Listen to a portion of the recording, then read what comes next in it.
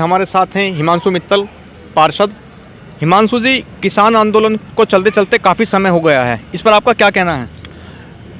किसान आंदोलन पहले जो है ऐसा प्रतीत हो रहा था कि किसानों का आंदोलन है, लेकिन 26 जनवरी की घटना के बाद यह स्पष्ट रूप से सामने आ गया कि ये आंदोलन किसानों का ना होकर एक समाज विशेष का था, जिसका उद्देश्य गाजियाबाद हिंदुस्तान की प्रभुसत्ता को लोगों के सामने गलत तरीके से दिखाना था, और इसी का नतीजा था कि दिल्ली में इतनी बड़ी घटना हो पाई।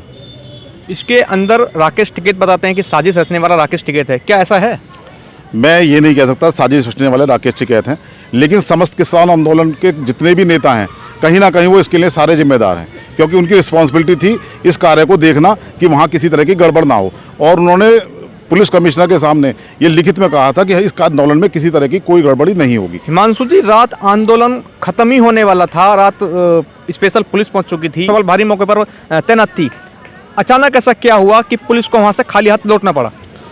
रात को मैं करीब 10:30 बजे तक टीवी पर था, और राकेश टिकैत जी की बॉडी लैंग्वेज ये बता रही थी कि वह बहुत डिप्रेशन में है, और उन्होंने बार बार कहा कि अगर पुलिस हमें गिरफ्तार करेगी तो हम गिरफ्तारी देने को तैयार हैं।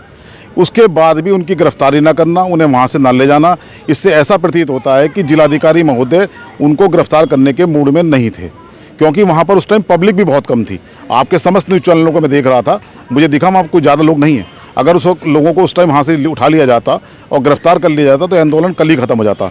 लेकिन ये जिलाधिकारी महोदय मुजफ्फरनगर में भी जिलाधिकारी रहे हैं, तो इससे इस बात के स्पष्ट प्रमाण मिलता है कि इन्होंने कहीं ना कहीं राकेश टिकैत को फ़ायदा पहुंचाने के लिए उसको समय दिया, जिससे समय रहते उसने वहां पर पब्लिक इकट्ठी करी, और आज इस आंदोलन को दोबारा समाप्त करने के लिए कड़ी मेहनत करनी पड़ेगी। इसलिए इसमें मैं मानता हूं कि गाजियाबाद के डीएम की कहीं ना कहीं संलिप्तता है। इस आंदोलन को अगर डीएम साहब ने समाप्त कर दिया होता तो क्या आज योगी सरकार, जिस प्रकार से लोग बता रहे कि योगी सरकार बदनाम हो रही है, क्या योगी सरकार बदनाम होती? मैंने सुबह यही लिखा है, योगी जी को भी ट्वीट किया है कि योगी जी को बदनाम करने की नीयत से इस आंदोलन को कल समाप्त नहीं किया गया।